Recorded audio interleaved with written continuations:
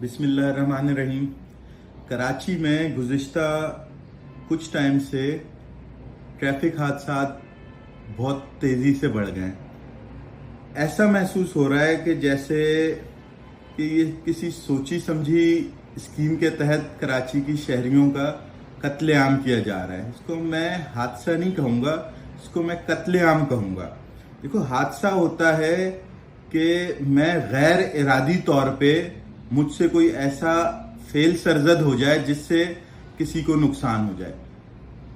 परसों तरसों की वीडियो में देख रहा हूं कि भाई वो डंपर जो है एक मोटरसाइकिल को कुचलता हुआ जा रहा है, लोग उसे रोकने की कोशिश कर रहे हैं और वो भाई रुक ही नहीं रहा, जिसकी वजह से कोई इंतशार भी फैला और अवाम ने काफी सारे डंपर जला दिए।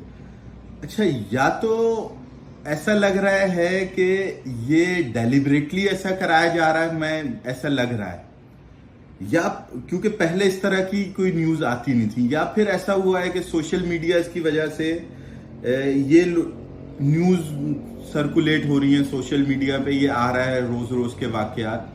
लेकिन अनफॉर्चुनेटली हादसात में तो नो डाउट बहुत ज्यादा इमीडिएटली एक बहुत ज्यादा इजाफा हुआ है ना। अब हमारे मुल्क में बीइंग लॉयर में हमारे मुल्क में इसके लिए क्या सद्देबाब है, क्या रेमेडीज हैं? अगर कोई रोड क्रैश का विक्टिम होता है, कोई हादसे का शिकार हो जाता है, तो हमारे मुल्क में कोई अनफॉर्चुनेटली कोई ऐसी कानून साजी ही नहीं की गई। अंग्रेज दौर में अंग्रेज की मेहरबानी थी, 1860 में एक पाकिस्तान पीनल कोड बना गया, 1855 में फैटल एक्सीडेंट बना गया। उस जमाने का कानून एक चल रहा है।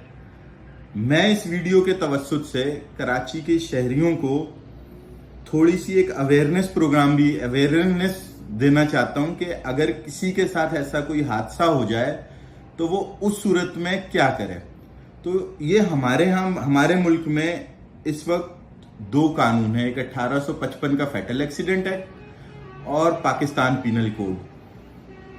कोई ड्राइवर की गलती से अगर किसी की डेथ हो जाती है, कोई इंसिडेंट हो जाता है, तो हमारे यहाँ एक सेक्शन है 320 पाकिस्तान पीनल कोड, उसके तहत पर्चा होता है कत्ले बिस्सबब।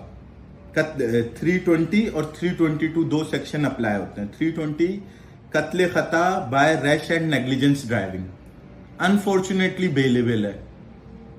1860 में ये बना था, बेलेबल है। मतलब बेलेबल का कि अगर कोई ड्राइवर किसी को हिट करता है और उसका इंतकाल हो जाता है और वो ड्राइवर मौके पे पकड़ा जाता है, पुलिस लेगी, जाके रिमांड लेगी, अगले दिन उसको कोर्ट बेल पे रिलीज कर देगी। मतलब एक बंदा जिसकी वजह से कत्ल हुआ वो बेल पे रिलीज हो जाएगा, बेलेबल है, और उसकी सजा 10 साल और दियत है। सेकंड है कत्ले बिस्सबब, अगर उसके पास लाइसेंस नहीं होता तो वो फिर नॉन बेलेबल में आ जाता है 322 में। इसके अलावा एक फैटल एक्सीडेंट है 1855 का, जिसके तहत कोई मरने वाले का मतलब उसकी बीवी, बच्चे या माँ बाप केस कर सकते हैं ड्राइवर के ऊपर या उस व्हीकल के ऑनर के ऊपर कंपनसेशन का। ठीक है, हमारे यहाँ मैंने आपको बता दिया कि हमारे यहाँ लॉ क्या है।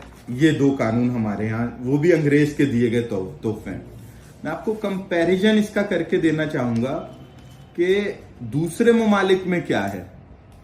हांगकांग में traffic accident victim assistant scheme है, टावा कहते हैं इसको, 1 मई 1979 से एप्लीकेबल है। इसमें जो ये ड्राइविंग लाइसेंस की पेमेंट होती है या ये लेवीज वगैरह होती हैं, ये फंड इकट्ठा किया जाता है और जो इंजर्ड होते हैं उन इंजर्ड को ये फौरी तौर पे कंपनसेट करते हैं। और ये टावा स्कीम के तहत फौरी तौर पे कंपनसेट किया जाता है और ये पर्सनल इंजरी को कंपनसेट करते हैं। और ये जो प्रॉपर्टी डैमेज होती है, मसलन कार एक्सीडेंट की सूरत में जो प्रॉपर्टी कार डैमेज हुई है, उस कार को कंपनसेट नहीं करेंगे, लेकिन उस जो बंदा अगर इंजर्ड है, जख्मी है, तो उसको कंपनसेट किया जाएगा। ठीक है, और ये पेमेंट कहाँ से आती है? ड्राइविंग लाइसेंस की और लेवीज वगैरह की जो पेमेंट है, ये उस फंड में यूज होती है। हमारे यहाँ excise and taxation department yearly पैसे ले रहा है। हमारे यहाँ ड्राइविंग लाइसेंस की फीस जा रही है, वो पता नहीं कहाँ जा रही है। ऑस्ट्रेलिया में ट्रांसपोर्ट एक्सीडेंट कमीशन है, टैक, ये काम कर रहा है। आयरलैंड में personal injuries assessment board act है, पीएबी एक्ट, ये 22 जुलाई 2004 से काम कर रहा है। इसके अलावा आयरलैंड में मोटर इंश्योरेंस ब्यूरो है आयरलैंड का। हर मुल्क में इस तरह के कमीशंस वगैरह काम कर रहे हैं। हमारे यहाँ अनफॉर्चुनेटली पाकिस्तान बनने के बाद किसी हुक्मरान को ये तौफीक नहीं हुई कि इस पर कोई कानून साजी कर लें। रोड एक्सीडेंट इतने हो रहे हैं, फौरी तौर पे कोई गरीब आदमी है, अगर वो डेथ नहीं भी होती, जख्मी है, तो फौरी तौर पर उसको कोई कंपनसेट कर दिया जाए। हमारे यहाँ अनफॉर्चुनेटली कोई इस तरह का कानून या कोई इस तरह की कोई चीज़ वो अवेलेबल ही नहीं है। ठीक है, तमाम दुनिया के तमाम सब जगह ये मौजूद हैं। हमारे यहाँ यही दो कानून है, हमने इन्हीं दोनों कानून से इस्तेफादा लेना है। और मैंने ये तहिया किया है कि मैं अवामुन्नास को इस फैटल एक्सीडेंट के मामले में थोड़ा एजुकेट करूं, थोड़ा उनको गाइड करूं और उनको फ्री लीगल असिस्टेंस प्रोवाइड करूं, उनके फ्री केसेस में लूं। ये मैं आपको अभी बताता हूं, लेकिन मैं ये आपको कंक्लूड कर दूं। ठीक है, अंग्रेजों का ये हो गया। अब मैं आपको नाउम्मीद भी नहीं करना चाहता। हमारे यहाँ जो फैटल एक्सीडेंट है, मसला क्या है? मसला ये है कि लोग, एक तो उनके घर डेथ हो गई, जख्मी हो गए, फिर फाइनेंशियल पोजीशन इतनी नहीं होती कि वो जाएं वकीलों को इंगेज करें, वकीलों की फीस वो लें और सालों साल का लीगल प्रोसीजर अडॉप्ट करें। जबकि ऑन द अदर हैंड जो ट्रांसपोर्ट माफिया है, ये सारा माफिया इकट्ठा होके उस जो विक्टिम है उसको इतना प्रेशराइज कर देते हैं कि वो मजबूर हो जाता है या तो उनसे सुलह करने के लिए या फिर वो झुक जाता है। तो मैं आपको एजुकेट करने के लिए 2 केस जिक्र करना चाहूंगा। शमशेर खान केस है, शमशेर खान वर्सेस गुल खान। ये रिपोर्ट हुआ है MLD 2017 page 1174, Sindh high court की जजमेंट है। दोबारा मैं बता दूं, MLD monthly law digest 2017 page 1174। इसमें एक बंदे की डेथ हुई जो 30 साल का था।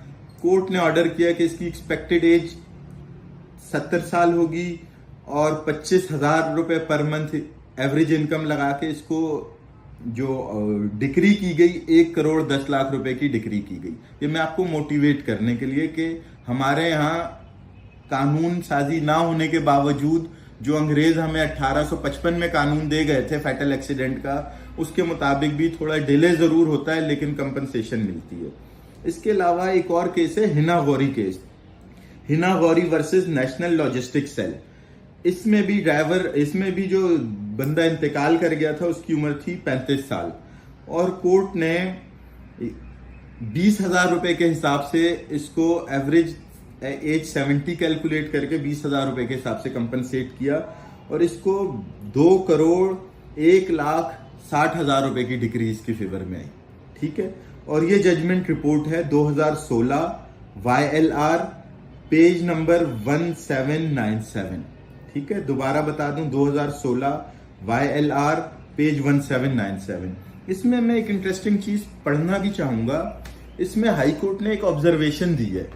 हाई कोर्ट ने गवर्नमेंट को डायरेक्शन दी और एक ऑब्जर्वेशन दी जो कि मैं एज इट इज पढ़ना चाहूंगा कि हाई कोर्ट क्या कहती है। हाई कोर्ट क्या कह रही है कि high court observe that procedural changes should be made in the relevant law including compulsory insurance for the third parties, particularly for heavy transport and public transport, a mechanism to ensure immediate payment of each insurance company to the victims or families of victims of road accident, and special procedure to deal with a fatal accident should be introduced, suit disposed of। और इसमें compensation for the plaintiff was fixed as 2,01,60,000 रुपए। तो high court क्या कहती है, मैं उर्दू में जरा समझा दूं कि वो कहते हैं कि प्रोसीजरल